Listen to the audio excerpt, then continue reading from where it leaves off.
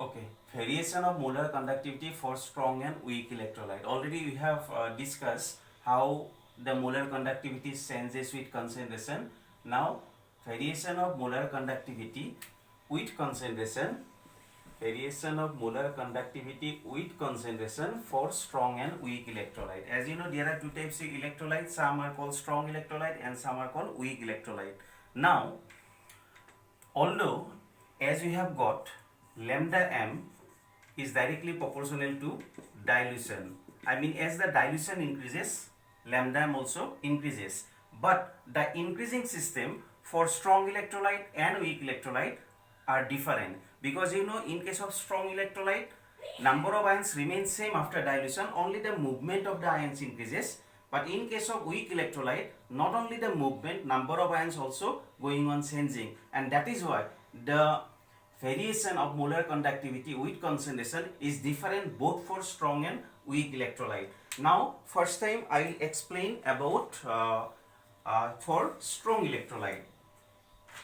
In case of, if you want to show about the variation of molar conductivity with concentration, then you have to use one equation. By using this equation, we can define the variation. Debye-Hackel-Onsager equation. Three scientists, Debye, Hackel and Onsager, they give one equation. The equation was lambda m is equal lambda m naught minus a root c.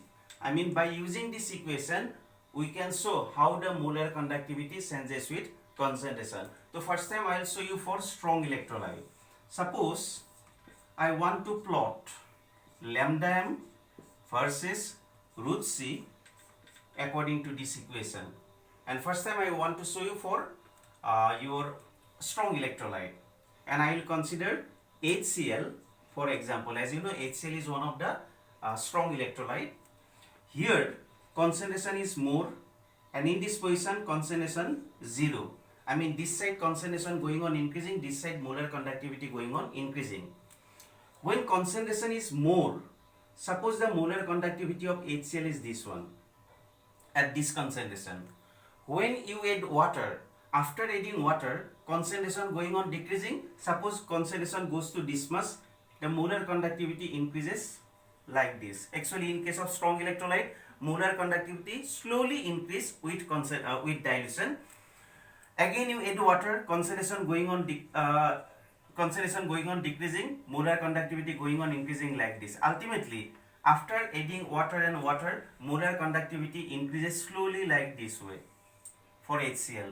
And at a time when you do infinite dilution, I mean, if you add maximum amount of water, that is called infinite dilution, and at that position the concentration of the solution approach to 0. And when the concentration of the solution is approach to 0, then that molar conductivity is called the maximum molar conductivity, which is called molar conductivity at infinite dilution, and which is represented by the symbol lambda m naught. I mean, the molar conductivity of a solution when the concentration approaches 0, that conductivity is called molar conductivity at infinite dilution. Similarly, if you want to apply for potassium chloride, this is another strong electrolyte, it also increases like this way. First time this one, then this one, it increases like this way, and at this point you will get the maximum molar conductivity, which is called molar conductivity at infinite dilution. So what is molar conductivity at infinite dilution? It is the molar conductivity of a solution at which the concentration approaches to 0. I mean, after adding water, then the concentration of the solution tends to 0. And at that point, what about the molar conductivity? That molar conductivity is represented by lambda m naught, which is called molar conductivity at infinite dilution. This is for strong electrolyte. If you want to explain for weak electrolyte, suppose acetic acid is one of the weak electrolyte. If you want to plot lambda m versus root c, suppose at maximum concentration, this is acetic acid, the molar conductivity is this one. After adding water, concentration is this one, molar conductivity is this one. It also going on increasing, but it increases like this way. It sharply increases like this. Here molar conductivity slowly increases, but here molar conductivity is sharply going on increasing.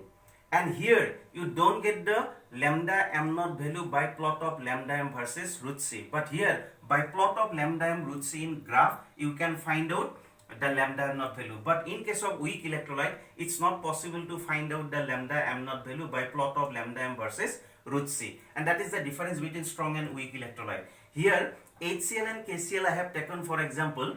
Here ions are H plus and Cl minus, here K plus and Cl minus. Both are strong, but as you know H plus ion is smaller in size. Due to smaller size, the movement will be more. That is why HCl have more molar conductivity than KCl. That's why I have drawn this one upward, this one downward like that. So this is about the variation of molar conductivity with concentration for both strong and weak electrolyte. Thank you.